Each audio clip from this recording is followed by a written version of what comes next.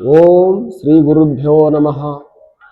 ಶ್ರೀಮದ್ಭಗವದ್ಗೀತಾ 10ನೇ ಅಧ್ಯಾಯ 31ನೆಯ ಶ್ಲೋಕ. ಪವನಃ ಪವತಾಮಸ್ಮಿ ರಾಮಶಸ್ತ್ರವೃತಾಮಹಂ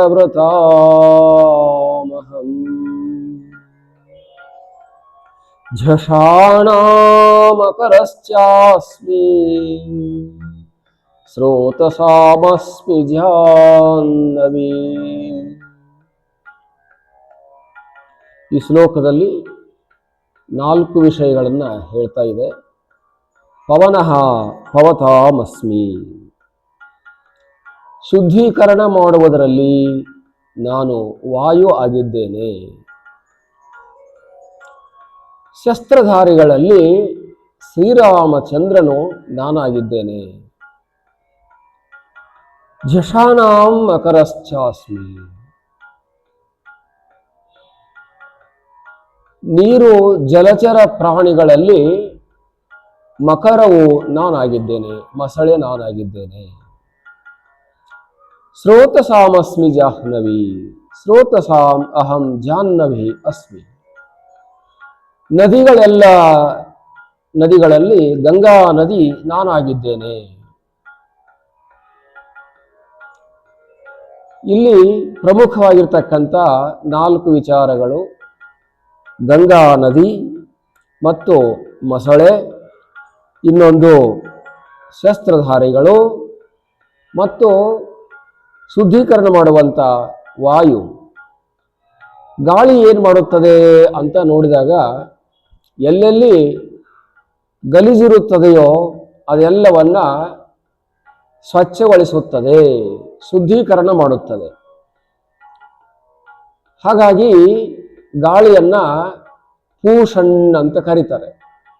ಎಲ್ಲ ಮಲಿನತೆಯನ್ನು ಹೋಗಲಾಡಿಸುವಂತ ಶಕ್ತಿ ವಾಯುವಿಗೆ ಇರುತ್ತದೆ. ಎತ್ತಿಕೊಂಡು ಹೋಗಿಬಿಡುತ್ತೆ, ಗಲೀಜನ್ನು ಎತ್ತಿಕೊಂಡು ಹೋಗಿಬಿಡುತ್ತದೆ. ಹಾಗಾಗಿ ಅತ್ಯಂತ ಪರಿಶುದ್ಧ ಮಾಡತಕ್ಕಂಥ ಅದೊಂದು ಫಿಲ್ಟರ್ ಮಿಷನ್ ಇದ್ದ ಹಾಗೆ.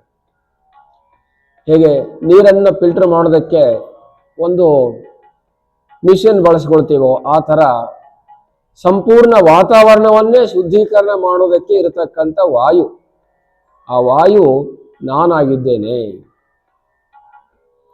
ಇನ್ನು ವಿಶೇಷವಾಗಿ ಹೇಳೋದು ಅಂತಂದ್ರೆ,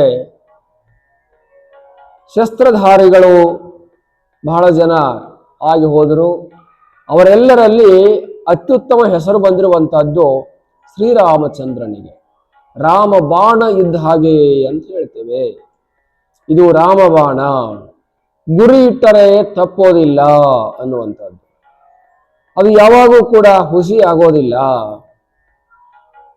ಹಾಗಾಗಿ ಎಲ್ಲ ಶಸ್ತ್ರಧಾರಿಗಳಲ್ಲಿ, ಅಸ್ತ್ರಧಾರಿಗಳಲ್ಲಿ, ಯುದ್ಧ ಮಾಡುವವರಲ್ಲಿ ಶ್ರೀರಾಮಚಂದ್ರ ನಾನಾಗಿದ್ದೇನೆ ಅಂತ ತಿಳ್ಕೊ ಅಂತ ಅರ್ಥ.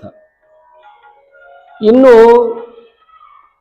ಜಲಚರ ಪ್ರಾಣಿಗಳು, ಸಾವಿರಾರು ಪ್ರಾಣಿಗಳು, ಜಲಗಳಲ್ಲಿಯೇ ಉತ್ಪತ್ತಿಯಾಗಿರ್ತಕ್ಕಂಥ ಪ್ರಾಣಿಗಳು 21 ಲಕ್ಷ ಅಂತ ಹೇಳಲಾಗಿದೆ. ಆ ಎಲ್ಲ 21 ಲಕ್ಷ ಜಲಚರ ಪ್ರಾಣಿಗಳಲ್ಲಿ ಮೊಸಳೆ ಅತ್ಯಂತ ದೊಡ್ಡದಾಗಿರುವಂಥದ್ದು. ಆ ಮೊಸಳೆ ನಾನಾಗಿದ್ದೇನೆ. ಜಲಚರ ಜೀವಿಗಳಲ್ಲಿ ಅತ್ಯಂತ ಹೆಚ್ಚಿನದಾಗಿರುವಂಥದ್ದು, ಶ್ರೇಷ್ಠವಾಗಿರುವಂಥದ್ದು ಮಕರವು ನಾನಾಗಿದ್ದೇನೆ ಅಂತ. ಇನ್ನೊಂದು ವಿಷಯ, ನದಿಗಳು, ಸಾವಿರಾರು ನದಿಗಳು ನಮ್ಮ ದೇಶದಲ್ಲಿ ಹರಿಯುತ್ತವೆ. ನದಿಗಳಿಂದ ಎಲ್ಲ ಜೀವ ಜಂತುಗಳು ಬದುಕುತ್ತವೆ. ಈ ನದಿಗಳು ಹಿಮಾಲಯ ಬೆಟ್ಟಗಳಿಂದ ಬರುವಂಥ ನದಿಗಳು ಮತ್ತು ಕಾಡು ಬೆಟ್ಟಗಳಿಂದ ಬರತಕ್ಕಂಥ ನದಿಗಳು ಮತ್ತು ಮಳೆ ಮೋಡಗಳಿಂದ ಸುರಿದು ಬರತಕ್ಕಂಥ ನದಿಗಳು. ಹೀಗೆ ನದಿಗಳು ಸಾವಿರಾರು ಇದ್ದರೂ ಕೂಡ ಆ ಎಲ್ಲ ನದಿಗಳಲ್ಲಿ ಗಂಗಾ ನದಿ ನಾನಾಗಿದ್ದೇನೆ. ಅತ್ಯಂತ ಶ್ರೇಷ್ಠವಾಗಿರುವಂಥದ್ದು, ಪವಿತ್ರವಾಗಿರುವಂಥದ್ದು ನದಿ ಗಂಗಾ ನದಿ. ಆ ಗಂಗಾ ನದಿಯು ಹಿಮಾಲಯ ಬೆಟ್ಟದಿಂದ ಹಿಮದಿಂದಲೇ ಉತ್ಪತ್ತಿಯಾಗಿ ಹರಿದು ಬರುವಂಥದ್ದಾಗಿರುವುದರಿಂದ ತುಂಬ ಪವಿತ್ರ, ತುಂಬ ಶುದ್ಧ ಆಗಿರುವಂಥ ನದಿಯಾಗಿದೆ. ಹಾಗಾಗಿ ಆ ರೀತಿಯಾದಂಥ ಗಂಗಾ ನದಿ ನಾನಾಗಿದ್ದೇನೆ ಎಂದು ತಿಳಿದುಕೋ ಅಂತ ಇಲ್ಲಿ ಹೇಳಲಾಗಿದೆ. ಹರಿ ಓಂ ತತ್ಸತ್.